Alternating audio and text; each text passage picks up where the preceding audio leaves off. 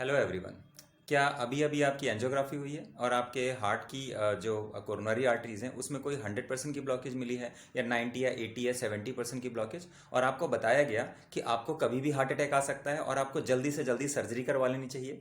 तो आज इस वीडियो में हम आपको 5 ऐसी चीज़ों के बारे में बताएंगे जो कि लगभग 99% से ज़्यादा लोगों को नहीं पता होती कि हार्ट अटैक वाकई क्या 100% की ब्लॉकेज में आता है या हार्ट अटैक किससे रिलेटेड और भी कौन सी चीज़ें हैं जो हार्ट पेशेंट को जानना बहुत ज़रूरी होता है। और ये इन्फॉर्मेशन आपको अपनी लाइफ बचाने में, आपको हेल्दी रखने में मदद करेगी। तो आज हम इन 5 चीज़ों के बारे में इस वीडियो में डिस्कशन करेंगे। पॉइंट नंबर 1, सबसे पहली चीज़, 100% की ब्लॉकेज में कभी भी हार्ट अटैक नहीं आता। शायद मैंने पहले भी एक वीडियो बनाया था, उसमें ये चीज़ मैंने मेंशन करी हुई थी कि 100% की ब्लॉकेज हार्ट अटैक क्रिएट ही नहीं कर सकती। पहले तो हार्ट अटैक समझ लेते हैं होता क्या है। हार्ट अटैक का मतलब होता है एक 100% ब्लॉकेज कंडीशन, लेकिन इमरजेंसी बेसिस पे। इमरजेंसी बेसिस का मतलब क्या है कि जो कोई ब्लॉकेज बनती है, तो हमने पुराने वीडियोस में भी डिस्कस किया था कि जो ब्लॉकेज का ग्रोथ रेट होता है लगभग 2 से 3% पर ईयर का होता है। मतलब एक साल में 2 से 3% से ज़्यादा नहीं ग्रो करती। तो अगर किसी की ब्लॉकेज लेट से 50% है या 60% है, तो 50% 60% बढ़ने में इसको कितना टाइम लग जाता है? लगभग 25 साल लग जाते हैं। 25 साल, 30 साल, कई बार 20 साल लग जाते हैं, डिपेंड करता है कि इसका लाइफ स्टाइल कैसा है। और अगर ये ब्लॉकेज 50% पहुंच गई है, तो ब्लॉकेज के ऊपर एक मेम्ब्रेन होती है जिसको हम फाइब्रस कैप कहते हैं।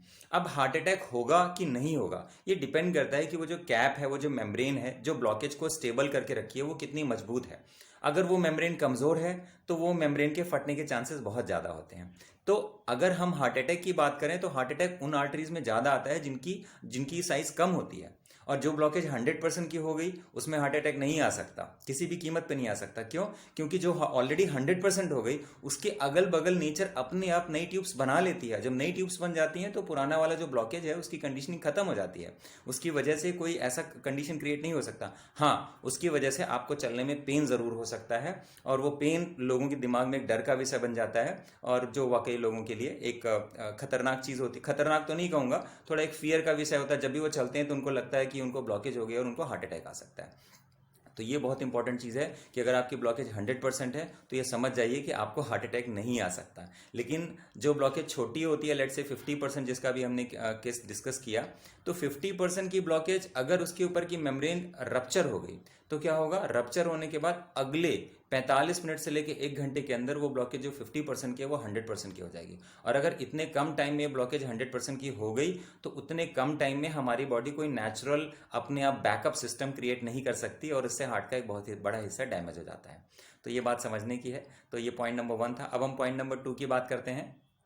हार्ट अटैक की वजह से हार्ट का एक बहुत बड़ा हिस्सा डैमेज हो जाता है। ये बहुत लोगों को पता नहीं होता। उन्हें क्या लगता है कि अगर हार्ट अटैक आ गया, वो हॉस्पिटल गए, डॉक्टर के पास गए और डॉक्टरों ने एंजियोग्राफी किया, इसके बाद उनको स्टंट डाल दिया या बाईपास सर्जरी कर दिया, तो सब कुछ पहले जैसा हो गया। ऐसा नहीं होता।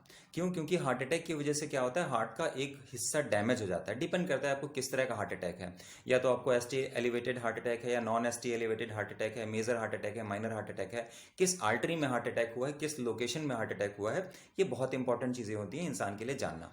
तो अगर हार्ट का एक हिस्सा डैमेज हो गया है, क्योंकि हार्ट एक मसल्स का बना ऑर्गन है, अगर हार्ट का एक हिस्सा डैमेज हो गया है तो उससे हार्ट की जो पंपिंग पावर है वो कम हो जाती है। मोस्ट ऑफ द पेशेंट्स के केस में क्या होता है, पंपिंग पावर जो लेफ्ट वेंट्रिकल है उसके, वो अगर हिस्सा डैमेज हो गया तो पंपिंग पावर कम हो जाती है। तो पंपिंग पावर कम होने का मतलब क्या निकलता है? क्योंकि एक नॉर्मल आदमी का जो हार्ट है लगभग 5 लीटर 1 मिनट के अंदर खून पंप करता है, जब हमारी पंपिंग लगभग 60-65% के आसपास होती है। अगर एक हार्ट का हिस्सा डैमेज हो गया तो पंपिंग लेट से पहले 60% थी, अब पंपिंग हो गई हमारी 40% या मे बी 30%, और मे बी वट एवर, जो भी।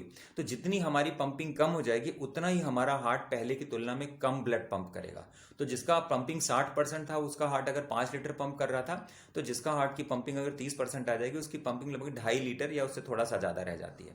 तो ये समझना बहुत ज़रूरी है कि अगर हार्ट का एक हिस्सा डैमेज हो गया है तो हम चाहे एंजियोप्लास्टी कराएं या बाईपास कराएं और उसके बाद घर में आके हम दवाएं खाने लगते हैं, लेकिन इसका मतलब ये नहीं होता कि हमारा हार्ट पहले जैसा हो गया। हार्ट डैमेज हो गया है और हार्ट अब पहले की तुलना में कम काम कर पा रहा है। और जब पूरे शरीर में खून की सप्लाई कम हो जाती है तो क्या होता है, हमारे जो बाकी ऑर्गन्स हैं, जो बाकी वाइटल ऑर्गन्स हैं, उनको कम सप्लाई मिलती है, तो उनकी भी फंक्शनैलिटी कंप्रोमाइज होने लगती है। उनका काम करने की क्षमता कम हो जाती है, क्योंकि उनको पहले की तुलना में कम ब्लड मिलना शुरू हो जाता है। तो ये बहुत इंपॉर्टेंट चीज़ है जो बहुत लोगों को नहीं पता होती, कि हार्ट अटैक हो गया, स्टंट लग गया, बोले अब तो सब ठीक है। ऐसा नहीं है। आपको चेक करना चाहिए अपना इकोकार्डियोग्राम, उसमें देखना चाहिए आपका लेफ्ट वेंट्रिकल इजेक्शन फ्रैक्शन कितना है। That is a very important thing, people should know about it. अब हम पॉइंट नंबर 3 पे बात करते हैं। और ये बहुत ज़रूरी चीज़ है, क्योंकि नॉर्मली हार्ट अटैक के बाद लोग क्या होता है, हॉस्पिटल्स में भागते हैं, एंजियोग्राफी कराते हैं। एक बिलीव होता है कि अगर मेरा एंजियोप्लास्टी हो जाएगा या बाईपास हो जाएगा तो सब कुछ ठीक हो जाएगा। लेकिन ये जानना बहुत ज़रूरी है, क्योंकि एक डर होता है ना कि अगर मेरे को सर्जरी नहीं हुई तो मेरे को दूसरा हार्ट अटैक आ जाएगा। ऐसा बताया जाता है, ऐसा होता है कि नहीं होता है इसके बारे में हम डिस्कस करेंगे, लेकिन ऐसा बताया जाता है। तो एंजियोप्लास्टी या बाईपास सर्जरी करने से हार्ट अटैक का रिस्क कम नहीं होता, किसी भी तरीके से हार्ट अटैक का रिस्क कम नहीं होता, ना तो हमारी लाइफ एक्सपेक्टेंसी बढ़ती है। ये कोई मैं नहीं कह रहा हूँ, ये पिछले 50 सालों में जितने भी क्लिनिकल ट्रायल हुए हैं, अगर मैं तीन जो सबसे बड़े ट्रायल हुए हैं अगर उनकी मैं बात करूं, तो जो रिसेंटली पब्लिश हुआ था इस्चेमिक हार्ट ट्रायल, उसके पहले फेम क्लिनिकल ट्रायल हुआ था, उसके पहले करेज ट्रायल हुआ था। इन तीनों ट्रायल्स में ये बात प्रूफ की गई, ये साबित किया गया, और हज़ारों पेशेंट्स के ऊपर जो डेटा जो एक्सपेरिमेंट किया गया, तो ये देखा गया कि जिन पेशेंट्स को स्टंट लगाया गया, जिनको स्टंट नहीं लगाया गया, उसकी वजह से जो हार्ट अटैक के जो चांसेस थे, जिन लोगों को हार्ट अटैक हुआ है, जिनको नहीं हुआ, वो लगभग सेम थे। इसका मतलब ये हुआ कि इंटरवेंशन करने से या सर्जरी करने से किसी भी तरीके से हार्ट अटैक का खतरा कम नहीं होता, और ये सब क्लिनिकली प्रूवन है, हर एक डॉक्टर को पता है। एक ही चीज़ है जो आपके हार्ट अटैक के खतरे को कम कर सकती है, वो आपकी हैबिट्स, आपकी लाइफस्टाइल, आप क्या खाते हैं, कितने बजे खाते हैं, आपकी रूटीन क्या है, आपके लाइफ में इमोशनल बैलेंस क्या है। यही वो चीज़ है जो आपको हार्ट अटैक से बचा सकती है। इसके अलावा इंटरवेंशन है, ये सब चीज़ें, अगर आपको पेन हो रहा है उससे पेन में रिलीफ देने के लिए आपकी हेल्प कर सकती हैं। तो पेन में रिलीफ करने के लिए बहुत तेरे तरीके हैं। आप कोई भी तरीका अगर आप रिलीजियसली फॉलो करेंगे तो आपको पेन में रिलीफ मिल जाएगा, राइट। तो ये तीसरा पॉइंट था। अब हम चौथे पॉइंट्स पे डिस्कस करते हैं कि अक्सर ये माना जाता है कि जितनी ज़्यादा ब्लॉकेज होगी उतना ज़्यादा हार्ट अटैक का खतरा होगा। ये पहले मैंने आपको डिस्कस किया था, लेकिन यहाँ पे थोड़ी सी जो एनोलॉजी है ना, जस्ट अपोजिट है। जितना ज़्यादा ब्लॉकेज होता है वहाँ पे हार्ट अटैक का खतरा उतना कम होता है। जिन ब्लॉकेजेस में डॉक्टर्स एडवाइस करते हैं कि यहाँ पे हमको स्टंट डालना चाहिए, चाहे वो 100 हो, 90 हो, 80 हो या 70% हो, जिनमें स्टंट डालना चाहिए, बाईपास करना चाहिए, हमको बाईपास ग्राफ्ट लगाना चाहिए, उनमें हार्ट अटैक आने का चांसेस उतना ही कम होता है। हाँ, जो ब्लॉकेज 90% की या 80% की है, उन कंडीशंस में क्या होता है कि कई बार हमारे बॉडी में या हमारे किसी भी ऑर्गन से निकला हुआ कोई ब्लड क्लॉट जा करके उसको ब्लॉक कर सकता है, जिससे कि ब्लड सप्लाई रुक जाती है। वो एक कंडीशन हो सकती है, दैट आई कंप्लीटली एग्री। लेकिन जो मैं बात कर रहा हूँ, जो कोर हार्ट अटैक होता है, कि अगर हमारी ब्लॉकेज के ऊपर की मेम्ब्रेन रप्चर हो गई है, उसको हम हार्ट अटैक कहते हैं बेसिकली। तो वो मेम्ब्रेन के रप्चर होने के चांसेस, जो ब्लॉकेज बहुत ज़्यादा होती है उसमें नहीं होता, बहुत कम होता है, मतलब बेसिकली। क्योंकि जैसे जैसे ब्लॉकेज ग्रो करनी शुरू होती है, तो ग्रो करने की वजह से क्या होता है, हमारी बॉडी उस ब्लॉकेज को कैल्सिफाइड कर देती है, हार्ड कर देती है, जिससे वो ब्लॉकेज स्टेबल हो जाती है। तो अगर किसी को हार्ट अटैक होता भी है तो वो हार्ट अटैक जो है वो NSTMI होता है, non ST elevated myocardial infarction. इसका मतलब ये है कि अगर वो मेम्ब्रेन रप्चर हुई है तो वहां पे जो क्लॉटिंग होगी, जो थ्रम्बस जमेगा, वो उस ब्लॉकेज को 100% ब्लॉक नहीं करेगा, इसके चांसेस बहुत ज्यादा हैं, राइट। और जो ब्लॉकेज छोटी होती है, इसके अपोजिट जो ब्लॉकेज बहुत छोटी होती है, जैसे 20%, 30%, 40%, ये ब्लॉकेज में हार्ट अटैक आने के चांसेस बहुत ज़्यादा होते हैं। रीज़न क्या है, क्योंकि ये जो ब्लॉकेज होती है अनस्टेबल होती है, इसकी जो मेम्ब्रेन है ये भी बहुत कमज़ोर होती है। तो जिस टाइम पे हमारे बॉडी में स्ट्रेस हार्मोन्स ज़्यादा रिलीज होते हैं, जैसे कॉर्टिसोल है, एड्रेनलिन है, इनका प्रोडक्शन ज़्यादा होता है, जैसे मॉर्निंग टाइम में स्ट्रेस लेवल ज़्यादा होते हैं, या आप इमोशनली खुश नहीं है, काफ़ी टाइम से कोई स्ट्रेस वाली चीज़ दिमाग में चल रही है, तो ये हार्मोन्स हमारे बॉडी में ज़्यादा बनने लगते हैं।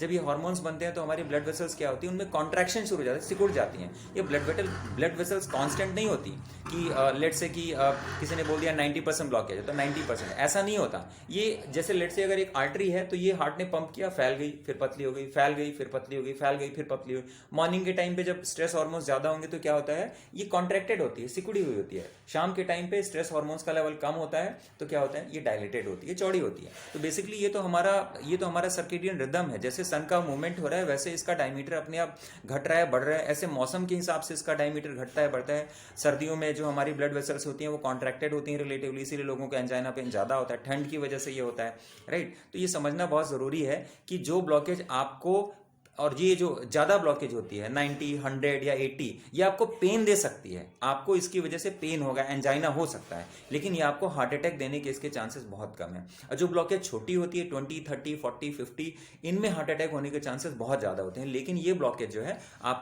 ये आपको पेन नहीं देती। तो ब्लॉकेज को दो कैटेगरी में बांटते हैं, एक तो नॉन ऑब्स्ट्रक्टिव जो कि 70 के नीचे है, और एक ऑब्स्ट्रक्टिव ब्लॉकेज जो 70 के ऊपर है। तो जो नॉन ऑब्स्ट्रक्टिव है वो आपको पेन नहीं देगी, लेकिन वो आपको हार्ट अटैक देगी। और जो आपकी ज़्यादा है, लेट से 70, 80, 90 या 100 है, वो आपको हार्ट अटैक नहीं देगी, लेकिन वो आपको पेन जरूर देगी, राइट। तो समझने वाली चीज़ है कि ये चीज़ें हमें पता नहीं होती, इसीलिए क्या होता है, हमको पेन होता है तो हम ये समझ लेते हैं कि यार अब तो कहानी मेरे को हार्ट अटैक हो गया, और ज़्यादातर लोग इसी पेन को हार्ट अटैक समझ के हॉस्पिटल भागते हैं बिना कोई अल्टरनेटिव तरीका अपनाए, बिना ये जाने कि क्या इसको कैसे ठीक किया जा सकता है, क्या ब्लॉकेज को वाकई रिवर्स किया जा सकता है। यस, किया जा सकता है। क्या उस ब्लॉकेज के आसपास नई ट्यूब्स बनाई जा सकती हैं जिसको नेचुरली हम नेचुरल बाईपास कह सकते हैं, कोलेटरल सर्कुलेशन, और यही कोलेटरल बाद में चल के एक डोमिनेटिंग आर्टरी का रूप ले लेते हैं। Yes, this is all is possible. ये हमारी हैबिट से पॉसिबल है। हम अपने खाने पीने, हमारे जीने के तरीके को बदल के हम ये सब अचीव कर सकते हैं, लेकिन केवल एक डर होता है, चीज़ें हमें पता नहीं होती, इसलिए हम ऐसे डिसीजन ले लेते हैं, राइट। तो पॉइंट नंबर 4 था। अब हम पॉइंट नंबर 5 पे बात करेंगे। पॉइंट नंबर 5 बहुत इंपॉर्टेंट इसलिए है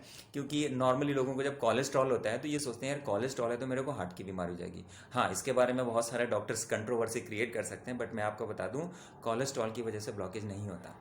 अब ये भी आपको बड़ा वो लगेगा, तो अगर कोलेस्ट्रॉल की वजह से ना तो ब्लॉकेज होता और ना तो कोलेस्ट्रॉल की वजह से हार्ट अटैक का रिस्क इंड्यूस होता। अब ये बड़ा सरप्राइजिंग लगेगा आपको कि अरे मैं क्या बात कह रहा हूँ, क्योंकि आपने ये सुना नहीं है ना। बेसिकली पहले तो ये समझिए कि जो ब्लॉकेज क्रिएट होती है हर जगह क्यों नहीं होती, कुछ ही जगह पे क्यों होती है। कुछ स्पेसिफिक जगह पे ब्लॉकेज होती है, हर जगह तो नहीं होती। तो इसका रीज़न ये है कि जहाँ पे हमारी आर्टरी कमज़ोर होती है, कमज़ोर होने की वजह से क्या होता है, वहाँ वो साइड डैमेज हो जाती है। तो ब्लॉकेज का बनना हमारा एक इम्यून रिस्पॉन्स है, हमारे शरीर का एक तंत्र है जो उस ब्लॉकेज को और ज़्यादा डैमेज होने से, उस आर्टरी को और ज़्यादा डैमेज होने से रोकने के लिए वहाँ पे सेलुलर वेस्ट प्रोडक्ट, कैल्शियम और वहाँ पे कोलेस्ट्रॉल, ट्राइग्लिसराइड, फैटी मटेरियल वहाँ पे डिपॉजिट कर देता है ताकि उस साइट को और ज़्यादा डैमेज होने से रोका जा सके।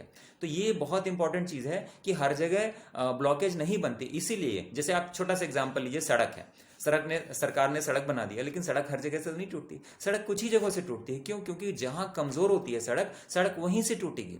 और क्या होता है कि अगर उस सड़क को टूटा रहने दिया जाए तो क्या होगा, वहां पे और लंबा गड्ढा होता जाएगा और बड़ा गड्ढा होता जाएगा।